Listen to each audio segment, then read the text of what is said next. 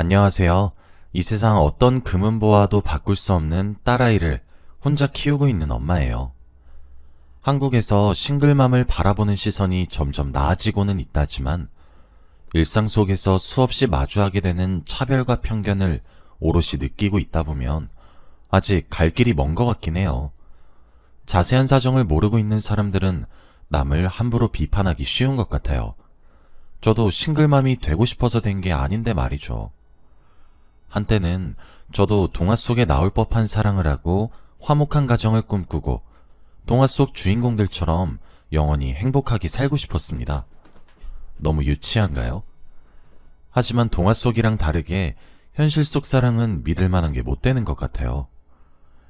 아무튼 결국 제가 하고 싶었던 얘기는 누구보다 낭만적이고 화목한 가정을 꿈꿨던 제가 이렇게 싱글맘이 된 데는 결국 전 남편 때문이란 거죠. 편의상 지금부터는 그냥 남편이라고 칭하겠습니다. 남편과는 부모님들이 각 지인으로부터 선자리를 소개받아 건너 만나게 되었어요. 그때쯤 결혼 적령 나이가 슬슬 늦춰지던 때였고, 저도 나름대로 대학 나와서 직장 생활하며 사회에서 한몫하고 있다는 자부심 때문에 특별히 결혼 생각은 없었던 때였어요. 남편도 저를 보기 전까진 마찬가지였다고 하네요. 둘 다 부모님 비위 맞추려고 성화에 못 이겨 나온 자리였어요. 그런데 마침 선상되었던 제가 남편 이상형이랑 똑같아서 그때부터 남편이 적극적인 태도로 제게 자신의 마음을 표현해 오기 시작했습니다. 여전히 첫눈에 확 빠지게 되는 인상은 아니었지만 꾸준하게 자신의 마음을 표현해 오는 남편에게 제 마음은 서서히 열렸어요. 저희는 서로의 마음을 확인한 후 교제하기 시작했고 조금 이르지만 결혼까지 꼴이 나게 되었습니다. 집은 시댁에서 조금 보태고 저랑 남편이 모아둔 돈에서 딱 신혼부부 2명 살만한 빌라굴에서 살았습니다. 굳이 따지자면 일찍 결혼한 편에 속했기 때문에 남편은 몰라도 저는 아이를 조금 후에 가질 생각이었어요.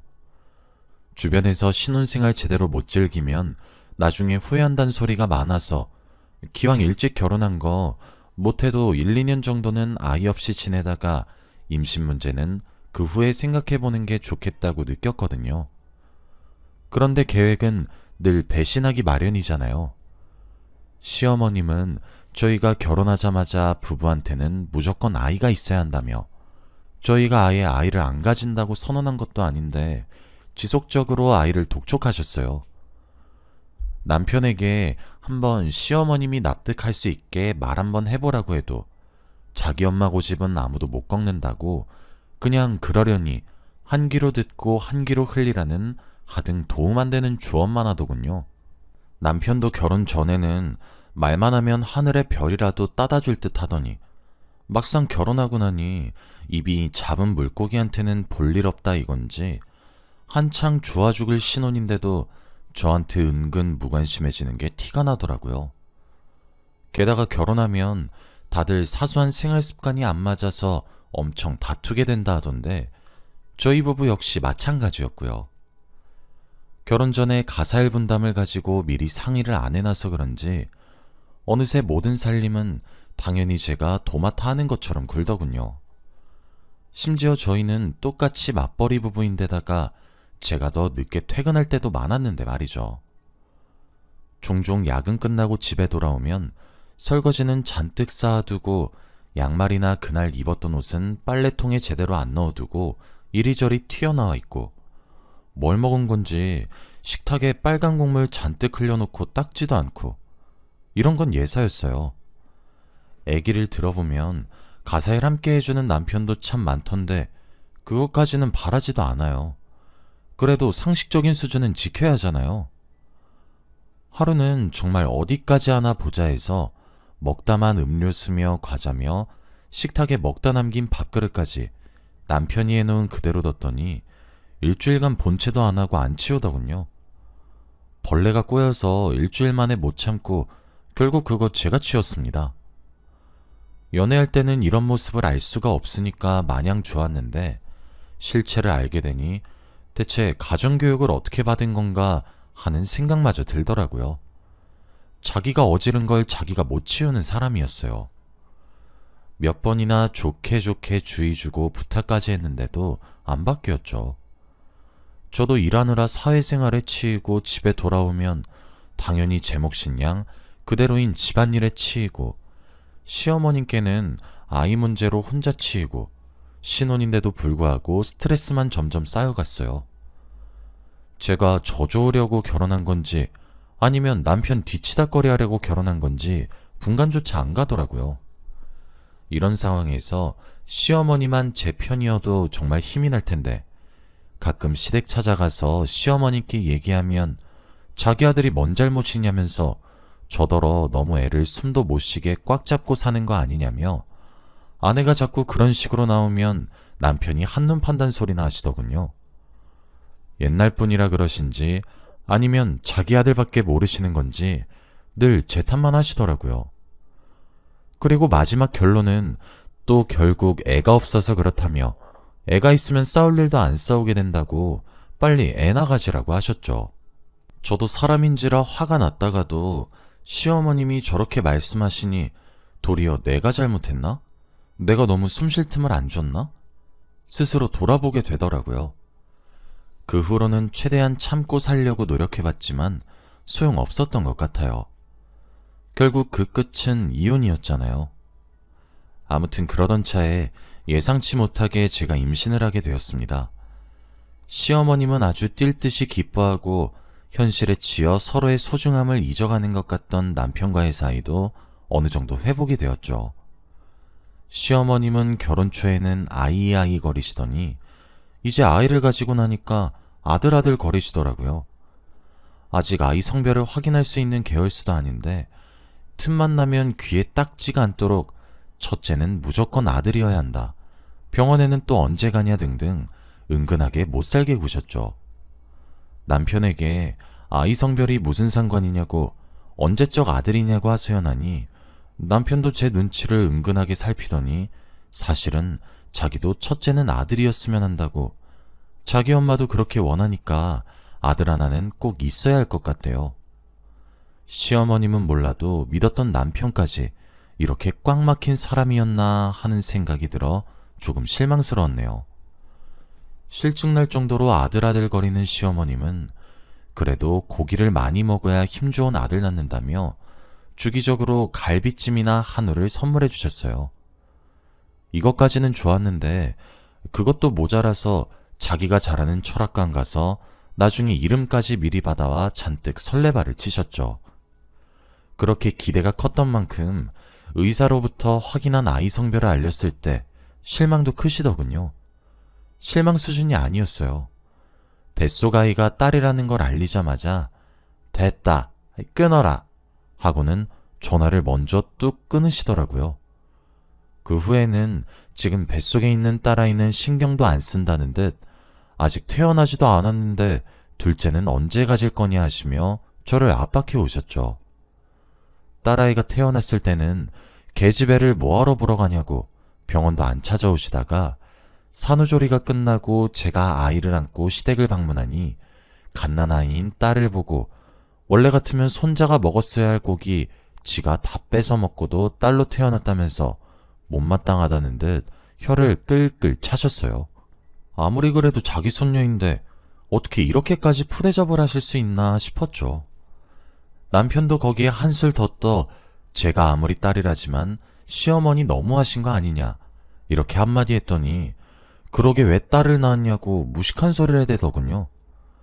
아이 성별은 아빠가 가진 염색체로 결정된다 하던데 그걸 왜 제 탓을 하나요? 할 거면 자기 탓을 해야죠. 시어머님은 전에 아이만 생기면 다 괜찮아지고 부부 사이가 더 끈끈해진다고 말해주셨지만 우습게도 실상은 그 반대였어요. 딸이라고 시어머니께 구박받아서 스트레스 받고 남편은 생활 습관 하나 달라진 거 없고 출산 전에 하던 가사일이며 거기에 육아까지 더해지니 제정신으로는 못 살 지경이더라고요. 시어머님이 애까지 생겼는데 직장을 어떻게 다니냐고 해서 반강제적으로 직장도 그만둔 지 오래예요. 남편이 금융 쪽에서 일하는 사람이라 성과에 따라 철저하게 평가되니까 수입이 일정한 사람도 아닌데, 시어머님은 안 그래도 결혼한 여자가 계속 일하는 거 보기 좀 그랬다며 막무가내로 그만두라고 하셨죠. 전처럼 활발하게 사회생활도 못하고 다들 바쁘니까 일부러 시간 내서 친구들 만나기도 점점 힘들어지고, 친정 가서 이런 얘기했다가 저희 부모님이 속상해 하실 것 같고, 결국 매일 똑같이 집에만 있으면서 살림하고 아이만 돌보고 있으니까 아이가 아무리 소중하고 예뻐도 점점 정신이 우울해져 갔어요. 남편은 그런 제 모습을 보고 왜 그렇게 됐는지는 관심도 없고, 그저 사람이 왜 맨날 죽을 상이냐고, 기분 좋다가도 집에만 들어오면 자기까지 짐 빠진다고 썽을 내기도 했죠. 그러면 저는 그렇지 않아도 예민해져 있는데 남편까지 제 심경을 몰라주니 거기에 더 상처받고 신경질적으로 반응하게 되고요. 정말 슬픈 일이지만 어느새 남편과 제 사이에 처음 같은 사랑은 온데간데 없고 죽지 못해 같이 사는 딱 그런 사이가 되어 있었어요.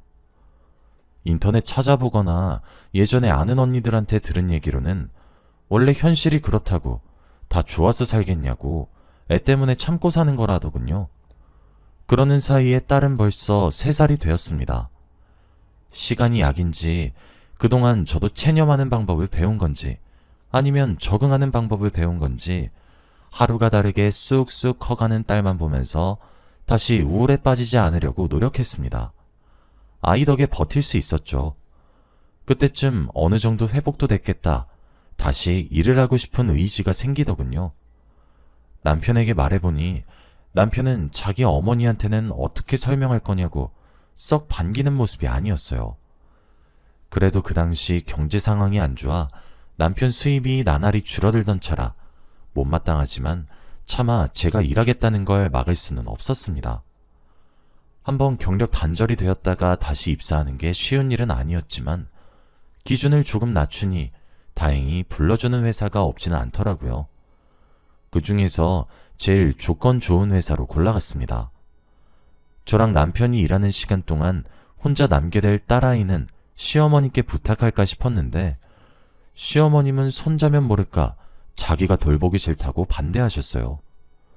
어쩔 수 없이 차로 30분 거리에 있는 친정에 맡기고 퇴근할 때 들러서 데려오기로 했죠. 새롭게 사회생활을 시작하니까 인생 2막이 열린 것 같고 다시 인생을 제대로 살아보려는 의지가 충만해졌어요.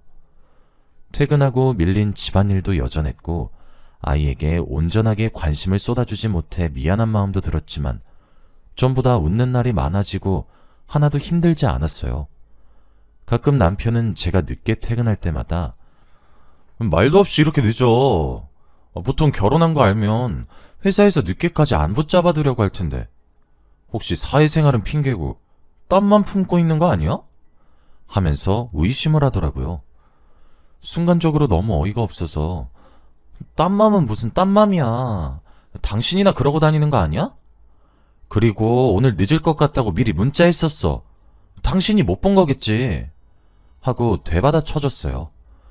그랬더니 남편이 눈에 띄게 움찔하면서 당황하더니 참, 생사람 잡는 거 봐. 바람은 누가 바람을 피워? 괜히 할 말 없으니까 내 탓하는 거 봐. 하고 소리 지르면서 방으로 획 들어가면서 저를 피하더라고요. 아니면 아니라고 할 것이지. 안 그러던 사람이 그냥 해본 소리에 왜 갑자기 성질을 내는지 이때 뭔가 이상하단 생각은 했지만 이렇다 할 정황이 없어 그대로 기억 속에 묻어두었어요. 그리고 얼마 후 남편이 왜 그렇게 과민 반응했는지 알게 되었죠. 그날은 늦게 집에 돌아와 보니 안방문을 열자마자 술 냄새가 폴폴 풍기는 거예요. 옷도 제대로 안 갈아입고 제대로 씻지도 않고 침대에 누워서 퍼질러 자고 있는 남편이 보였죠. 딱 봐도 술 퍼마시고 몸 겨우 가누면서 집에 들어왔구나 싶었습니다. 그런데 남편 핸드폰에서 자꾸 메시지 알림이 울리는 거예요. 연속적으로 울리다 보니 그대로 냅두면 남편이 알아서 하겠거니 싶었는데 술에 거나하게 취한 건지 남편은 핸드폰 알림에도 일어날 생각을 안 하고 이걸 계속 듣고 있기에는 너무 시끄럽고 거슬려서 대체 누군데 이 시간에 자꾸 메시지를 보내나 싶어 결국 제가 남편 휴대폰을 들어 확인해 봤어요. 그런데 말이 나오지 않았어요. 내 사랑이라고 저장된 어떤 여자가 남편한테 오빠 오빠 거리면서 오늘 축하해줘서 너무 좋았다고, 다음에도 같이 호텔 잡아서 놀자면서 인터넷에서 퍼온 것 같은 5성급 호텔 사진을 보내는 게 아니겠어요? 이 인간이 갈 때까지 갔구나 싶어 언제부터였는지 보려고 대화방을 위로 쭉 올렸어요. 위로 올리는 중에 눈에 띄는 사진 하나가 있더군요. 산부인과에서 찍는 초음파 사진 같았어요. 설마 하는 심정으로 자세히 보는데 역시나였어요. 그 여자는 남편더러 이제 아들 생겨 좋겠네? 하고 있고, 남편도 거기에 대고 너무 고맙다고 평생 사랑하겠다고 짓거리는데, 그걸 본 순간 토악질이 올라올 뻔했습니다. 하나하나 캡처하고 제 휴대폰으로 보내놓은 뒤에 처자고 있는 남편 손바닥으로 때리면서 인간아 소리치니까 남편도 화들짝 놀라 깨더군요. 아직 정신 못 차린 남편 앞에 아까 본 메시지 내용들을 다 보여주면서 네가 진짜 미친 거냐고, 나는 그렇다 치고 딸의 생각은 하나도 안 난 거냐고 분에 찬 목소리로 따졌습니다. 그랬더니 그 자식이 뭐라는지 아세요? 자기는 더 할 말 없다고, 이미 제가 알아버린 거 어쩌겠냐고 미련 없이 헤어져 달라고 하는 게 아니겠습니까? 제가 너무 어이가 없어 되물었어요. 방금 뭐라 그랬어? 헤어져 달라고. 어차피 우리 결혼 생활 그렇게 행복했던 것도 아니잖아. 나 얘 사랑해. 근데 지금 내 아들까지 임신했어. 나 이제 당신 남편이 아니라 이 여자 남편으로 살고 싶어. 얘도 나랑 자기가 떳떳하지 못한 사이인 거 답답해. 안 그래도 애도 생겼겠다 귀에 봐서 당신한테 털어놓을 참이었어. 남편은 줄곧 뻔뻔스럽게 나왔어요. 그것도 모자라 제게 상처 주는 말까지 서슴지 않더군요. 솔직히 애 가지기 전부터 자꾸 집에서는 이래라 저래라 강요하고, 애 낳고 나서는 유세 떠는 것도 아니고 우울증 걸려서 약한 척이나 해야 되고, 그래봤자 계집애라 엄마한테 나까지 깨졌는데 출산 휴가가 뭐가 대수라고. 이러니까 바람이 나는 게 당연하지. 남편의 말을 듣고는 그동안의 울분이 차올라서 참지 못하고 남편 뺨을 때렸습니다. 눈물을 머금은 채로 네가 어떻게 그럴 수가 있냐고 소리친 후 아이를 데리고 친정으로 돌아갔어요. 친정 부모님은 이게 무슨 일이냐고 제 눈치를 살폈고, 제 이야기를 다 들으신 후에는 같이 분노하시면서 애 생각해서라도 합칠 생각 말고 애 생각해서라도 당장에 이혼하라고 하셨어요.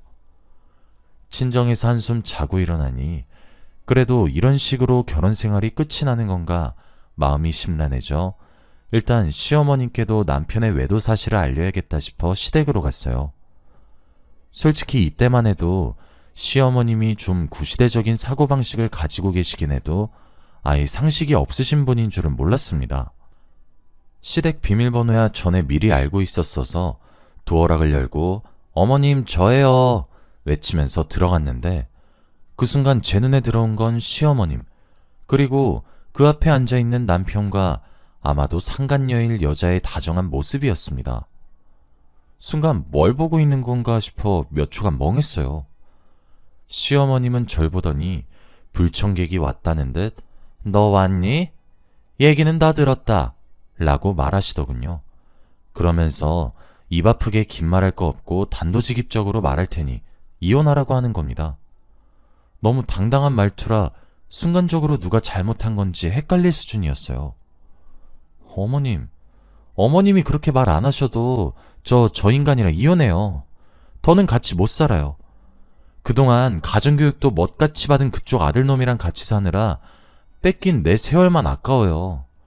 누구는 이혼 안 하고 싶어 하는 줄 아세요?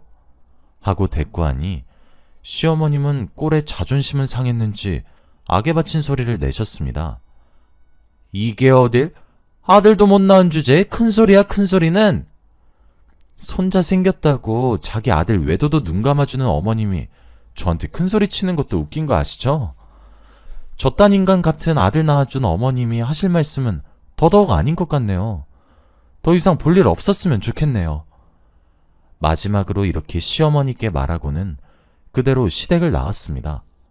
제 뒤에서 저런 싸가지 없는 년을 봤냐고 뭐라 하셨지만 그냥 못 들은 척 하는 게 좋을 것 같아 그렇게 했습니다. 그 길로 변호사를 찾아가 이혼소송과 상간녀 소송에 대해 상담을 받았어요. 증거로 남편과 상간녀의 메시지 내역을 보여주니 변호사도 이만하면 충분하다고 해서 바로 소장을 보냈습니다. 아니나 다를까 남편에게 바로 연락이 오더군요. 남편은 자기가 돈이 어딨냐고, 그래도 같이 산 세월이 있는데 1억이냐고 애원했어요. 끝까지 딸아이 얘기는 안 해서 더 화나고, 그렇게 돈 없다는 사람이 상간녀랑 5성급 호텔 쏘다니면서 바람필 돈은 있었던 건가 싶어 쏘아붙이고 끊었습니다. 재판에서도 제가 승소했어요. 양육권은 물론 양육비에 위자료까지 제게 지급하라는 판결이 났죠. 남편과는 그렇게 헤어졌습니다. 어차피 남편이야 원래 헤어지고 싶어 했으니 저랑 이혼하고도 상간녀랑 지아들이랑 잘 살겠다 싶었어요. 아직 어린 딸아이와 저는 친정에 들어가서 살기로 했어요. 혼자 아이를 키우게 된 이상 저도 일은 계속해야 하고 그러려면 아이를 봐줄 사람이 필요했어요. 이혼하고 저는 더 악착같이 열심히 살았습니다. 그 결과 지금은 다니던 회사에서 차장 자리에까지 올랐어요.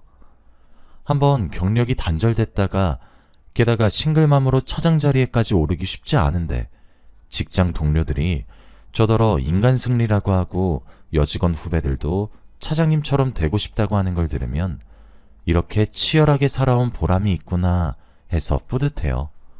게다가 아이까지 정말 착하고 예쁘게 자라주고 있어 더 바랄 게 없어요. 최근에 전 남편과 상간녀 근황을 전해 듣기로는 아들을 낳았는데 뇌성마비여서 둘 사이가 냉랭한 것 같더라고요. 시어머니도 자기가 손자 낳으랬지 장애인을 낳으면 어떡하냐고 역정내셨다 하고요. 사실 이 얘기는 전 남편한테 들었어요. 전 남편이 술 처먹고 저한테 전화를 걸어서 술 기운에 다 불더라고요. 그러면서 다시 저랑 합치고 싶다는 둥 역겨운 소리를 해대는데 사람 정말 고쳐 쓰는 거 아니구나 싶어 정신 차리라고 쌍욕을 퍼붓고 바로 끊었습니다. 순간적으로 상간녀가 불쌍해질 정도였어요. 저랑 결혼했을 때랑 똑같이 집안일이라고는 하나도 안 도와줄 텐데 아들까지 온전하지 못하게 태어났으니 은근 안쓰럽더군요. 물론 안쓰러운 건 잠깐이고 저는 딸과 제 행복에만 집중하려고 합니다.